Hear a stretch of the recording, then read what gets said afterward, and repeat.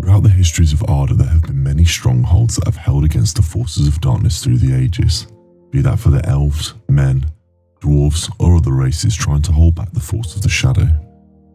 Many of the greatest and mightiest battles have taken place involving these locations, and today we're going to shed some light on some of the finest citadels erected by the kingdoms of men and their importance during the constant wars against the evils that have plagued Middle-earth since time immemorial. Greetings all, I am your guide, the Archivist. Today we look at the fortresses of men, some of their significance in the histories of Middle-earth and beyond, and their final fates on the fate of the world. Minastth. Minastth, the Tower of God, formerly known as Honneth Anun, was the capital city of Gondor from TA 1640 onward. Minastth features heavily in the histories of the bastions of kingdoms of men, and many of the most important and prominent battles take place in and around the fortress, formerly known as Honneth Anun. The fortress of the Tower of the Sun was built to guard against the men of the White Mountains in the year SA 3320 by the Dunedain of Gondor, those faithful Númenóreans who escaped the destruction of Númenor the years prior. It was at that time named Honneth Anun, meaning Tower of the Sun.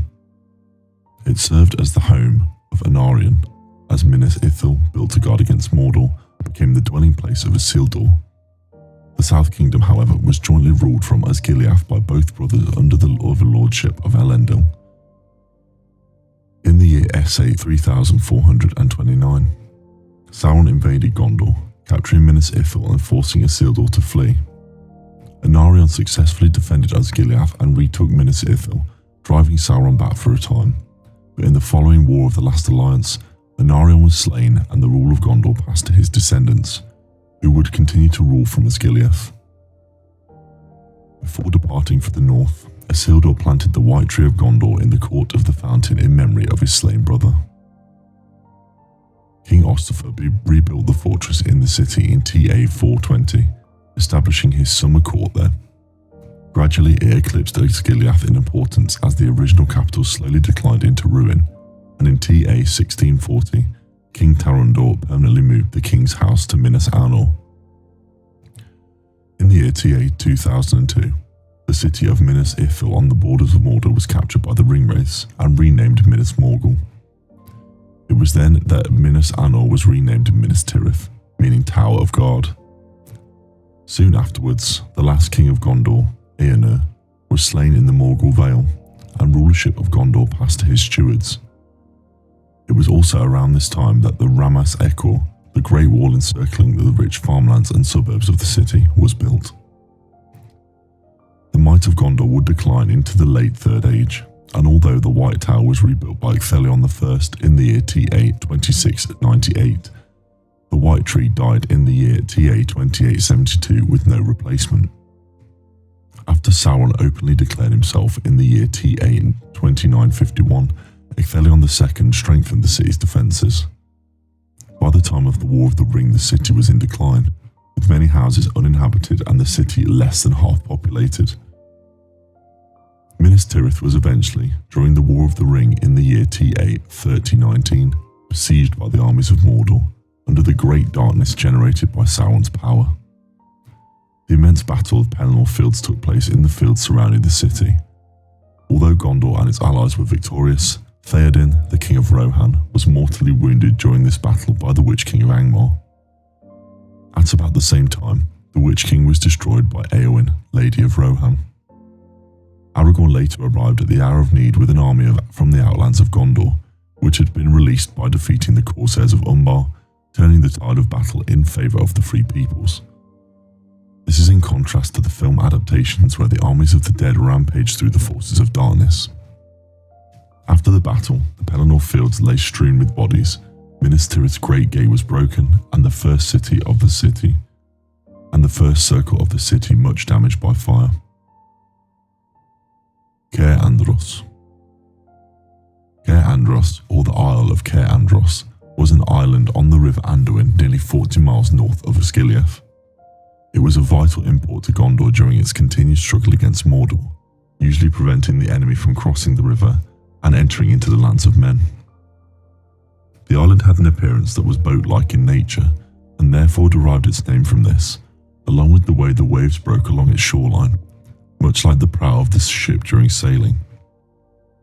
The island was around 10 miles in length and narrowed towards its northern end, creating the prow again similar to the variety of boats that was often created in Arda. Kandros was one of the main sites used to cross the river Anduin, along with Osgill to the south. As the northern parts of the river were nearly impassable marshland, and the south of the river Lillebelin became too wide to ford safely, these two locations were critical to both Gondor and Mordor during the war and became vital choke points to hold during assault. The island was fortified into a makeshift fortress island by Turin II following the loss of Ithilien in TA 2901, and was further strengthened during the rule of Ecthelion II. Kandros had a steady garrison, well maintained until the outbreak of the War of the Ring. Military incursions were expected both here and at Osgill, but the southern crossing was considered by Denethor II to be of more importance, and therefore was more heavily guarded. Because of its importance being an area of safe traversal between realms, Sauron sent a force to capture this vital location, as it was less well defended than the better known Osgill. The fortress was lost for a time during the War of the Ring, but when Aragorn marched on the Black Gate, he sent a force of young men from Lossarnarg and Rohan to retake the fortress, liberating it from the Shadow, and continues to be a vital trade port for the forces of good even now. Dale. Dale was first a sovereign township of the Northmen in northeastern Middle-earth that was destroyed by the dragon Smaug in TA 2770. It was then rebuilt after Smaug's defeat and demise in TA 2941, becoming the capital city of a great realm of men with the same name at a later date. Dale was a strong point and busy trade station for the men of the north, sitting beneath the shadow of the lonely mountain nestled in an acute bend of the river Running. In TA 2590 before Smaug, King Thrall re-established the kingdom under the mountain. The realm prospered and Northmen living to the south came up from the river Running and built Dale. Shortly after, they shared a period of prosperity and peace working together for a time. Dale was governed by the Lord of Dale, of whom the last was named Girion. In TA 2770, Smaug descended upon the Dwarf Kingdom.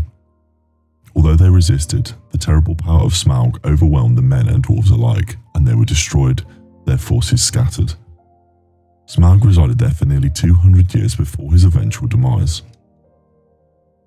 The death of Smaug and the Battle of the Five Armies occurred in TA 2941.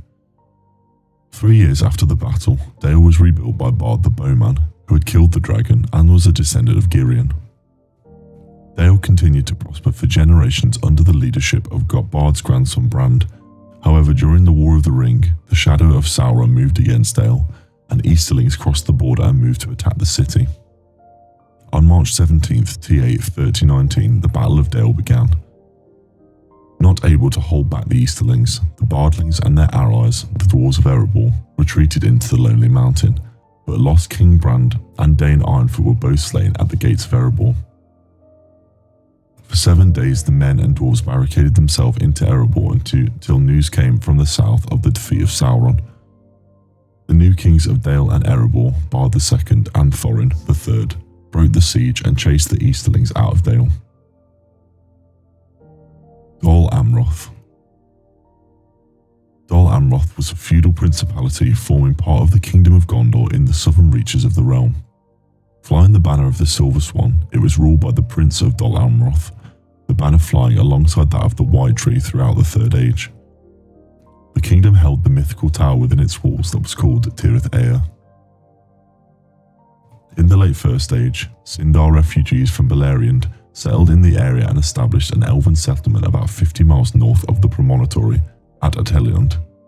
During the Second Age, a Númenórean family of the faithful settled near the elves Elendil, who was their kin, gave them a title to rule the fief of Belfalas. They built their stronghold upon the promontory.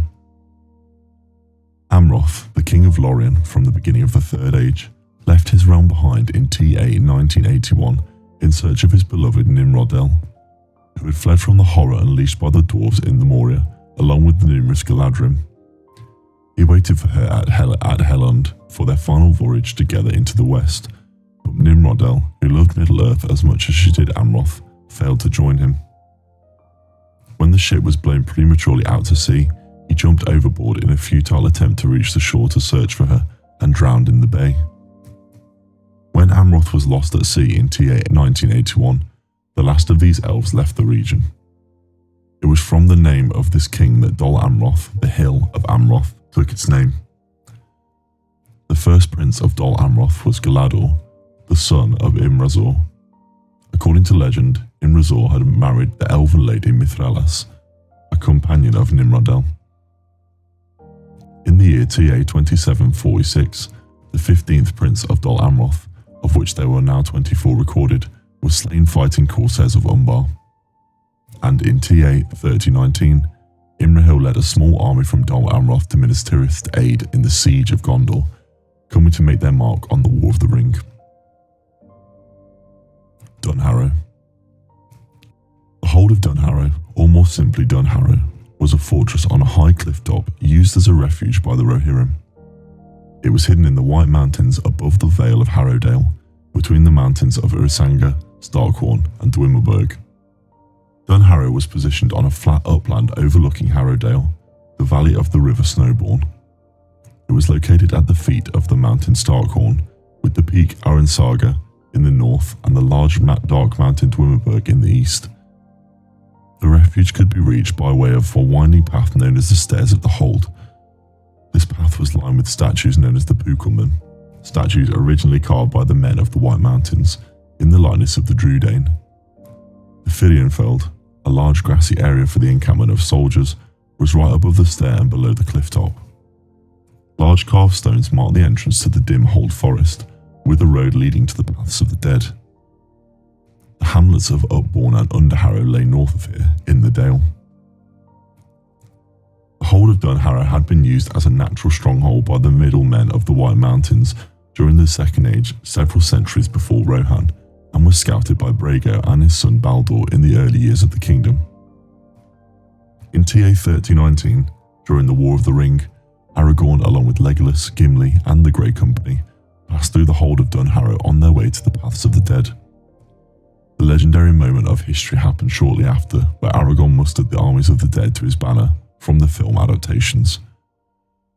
After a Nazgul passed over Edoras, Gandalf commanded that the muster of Rohirrim be moved to Dunh Harrow. Having ridden by mountain paths, Theoden arrived 2 days later and stayed the night before riding to Minas Tirith. The Hornberg. The Hornberg, located at the mouth of the gorge called Helm's Deep, was a great stronghold of Rohan. It housed the guards of the Ford of Isen. As was seen in the film adaptations, the fortress became a place of refuge for the powers of the good during the War of the Ring in the Third Age. Said to have been built during the Second Age by the men of Gondor, it was, along with Agrinost, also known more recently as Isengard, one of 2 strongholds built to guard the fords of Isen. The fortress was turned over to the Rohirrim when the Stewart Kirian handed control of Calanharod to Eorl the Young. The remaining garrison was then deployed to Isengard. The Rohirrim renamed the fortress Suthburg, as it was the southern fortress guarding the Gap of Rohan. The Rohirrim under King Helmhand and many of his people sought refuge at the keep, where they had held out during the long winter of TA 2758 against the men of Dunland. After this heroic siege, the fortress was renamed Hornberg in honour of Helm. During the War of the Ring, the fortress again became the refuge of some of the Rohirrim, now under King Theoden, and the Battle of the Hornberg was fought there against Saruman's army. It was during the Battle of the Deeping Wall. It was during this battle that the Deeping Wall was destroyed by explosives. Despite this, Saruman's forces were driven back and routed with the arrival of Erkenbrand on the morning of March 4th, 3019, whilst in the film adaptations, it's Gandalf and the Rohirrim with Eomer that break the siege. Honneth Anun. Honneth Anun, also called the Window of the Sunset or the Window of the West, was a hidden refuge of the Rangers of Ithilien in the northern part of Ithilien along the Ethelduath, the Mountains of Shadow. The waterfall cascading over the cliff face had originally run through the cave itself, but was altered to flow over one of the entrances, This likeness to a window gave Honneth Anun its name. There are two entrances into the cave system, one being the route through which Samwise Gamgee and Frodo Baggins were led, and the other being the window itself.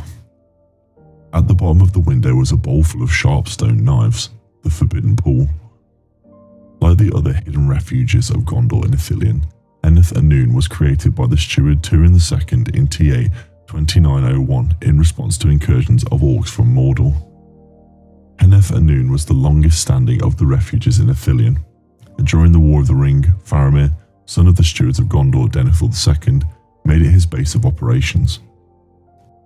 Caught in Ithilien, Frodo Baggins and Samwise Gamgee were taken there to be questioned by Faramir.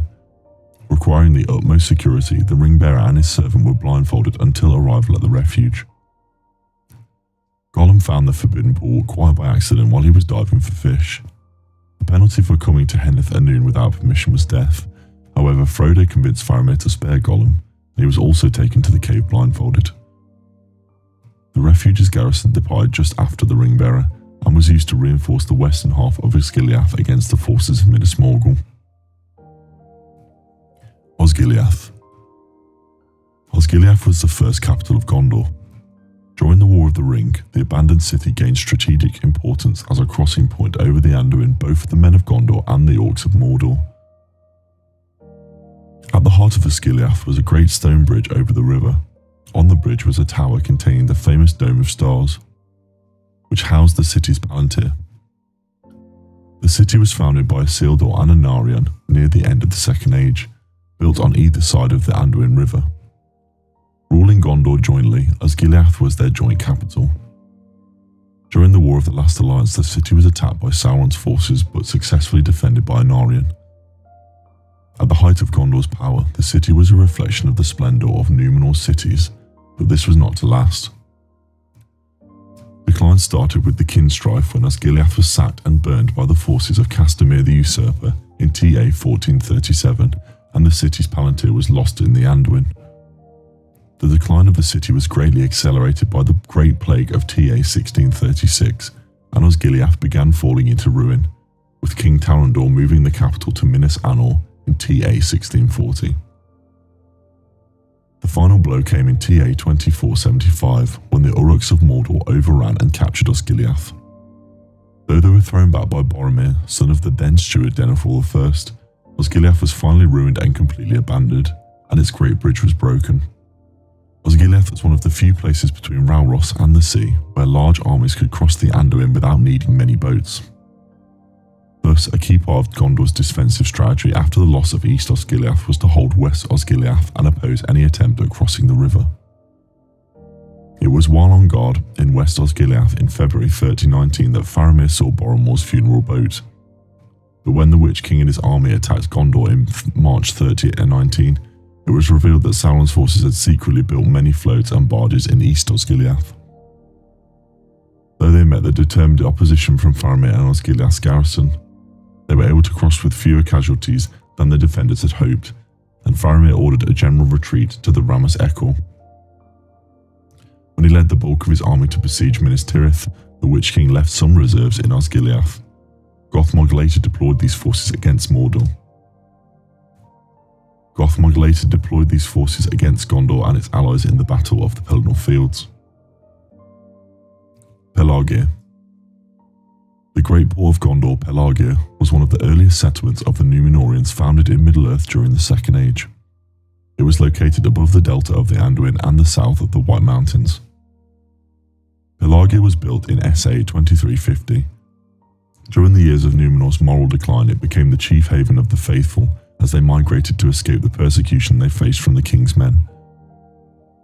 When Númenor fell, the force of the storm changed the coastline, and where Pelaragia had been fairly close to the sea, from then on it was almost 50 miles upstream. The city subsequently became the principal port of the new founding kingdom of Gondor.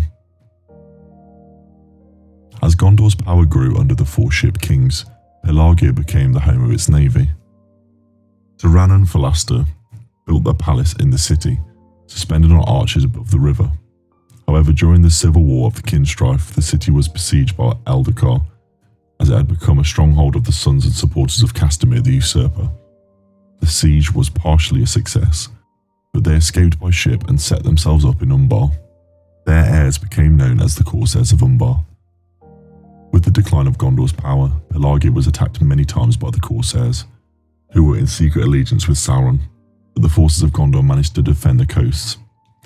In TA 1634, however, the Corsairs sacked the city, slaying King Minastth. Prior to the War of the Ring, the city's defences were strengthened by Ecthelion II, and during the war the struggle with the Corsairs came to a head when a great Corsair fleet captured the city. As Gondor's army was tied up in Minastth, there were few troops to defend the Pelaragia on the coasts. Then Aragorn, Legolas and Gimli, along with the Grey Company and the Army of the Dead, arrived and defeated the Corsairs. The heroes used the black ships to reach Minastth and defeat Sauron's forces. And so I have now covered the content for this video, but if there's anything that has been missed, please share them in the comments down below. If you have enjoyed this content, please remember to like the subscribe and like waistdowns down below. Now Luia Gavanadvan, until we meet again.